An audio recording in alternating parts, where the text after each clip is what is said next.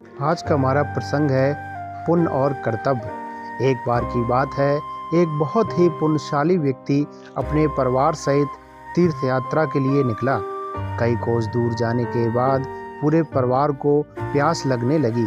जेठ का महीना था, आसपास कहीं पानी नहीं दिखाई पड़ रहा था। उसके बच्चे प्यास से व्याकुल होने लगे। समझ नहीं आ रहा था कि वो क्या करे। अपने साथ लेकर चलने वाला पानी भी समाप्त हो चुका था। एक समय ऐसा आया कि उसे भगवान से प्रार्थना करनी पड़ी, हे प्रभु, अब आप ही करो कुछ मालिक। इतने में उसे कुछ दूर पर एक साधु तप करता हुआ नजर आए।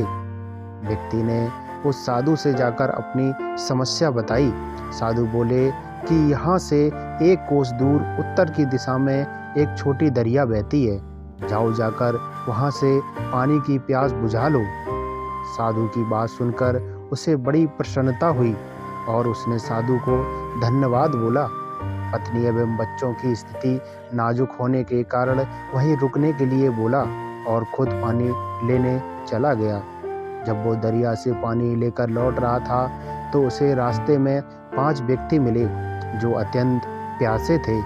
उन आत्मा को उन 5 व्यक्तियों की प्यास देखी नहीं गई और अपना सारा पानी उन प्यासों को पिला दिया। जब वो दोबारा पानी लेकर आ रहा था तो 5 अन्य व्यक्ति मिले जो उसी तरह प्यासे थे। पुण्यात्मा ने फिर अपना सारा पानी उसको पिला दिया। यही घटना बार बार हो रही थी और काफ़ी समय बीत जाने के बाद जब वो नहीं आया तो साधु उसकी तरफ चल पड़ा।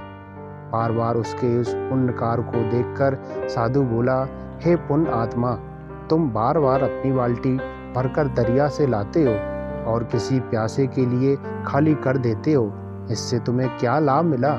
पुण्य आत्मा ने बोला, मुझे क्या मिला या क्या नहीं मिला इसके बारे में मैंने कभी नहीं सोचा, पर मैंने अपना स्वार्थ छोड़कर अपना धर्म निभाया।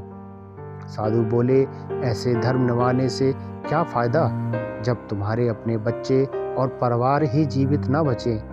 तुम अपना धर्म ऐसे भी निभा सकते थे जैसे मैंने निभाया। पुण्यात्मा ने पूछा, कैसे महाराज?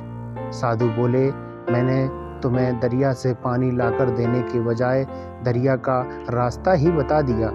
तुम्हें भी उन सभी प्यासों को दरिया का रास्ता बता देना चाहिए था ताकि तुम्हारी भी प्यास मिट जाए और अन्य प्यासे लोगों की भी। फिर किसी को अपनी बाल्टी खाली करने की ज़रूरत ही नहीं। इतना कहकर साधु अंतर ध्यान हो गए। पुण्य आत्मा को सब कुछ समझ आ गया कि अपना पुण्य खाली कर दूसरों को देने के बजाय दूसरों को भी पुण्य अर्जित करने का रास्ता या विधि बताएं। इस प्रसंग से हमें ये शिक्षा मिलती है कि प्रिय आत्मीय जनों से तत्व ज्ञान है। अगर किसी के बारे में अच्छा सोचना है तो उसे परमात्मा से जोड़ दो ताकि उसे हमेशा के लिए लाभ मिल सके। सदैव प्रसन्न रहिए। जो प्राप्त है पर्याप्त है, जिनका मन मस्त है उसके पास समस्त है। तो कैसा लगा ये प्रसंग कमेंट करके ज़रूर बताइए और चैनल को सब्सक्राइब कर लीजिए जिससे कि आपको ऐसे ही प्रसंग रोज़ाना मिलते रहें।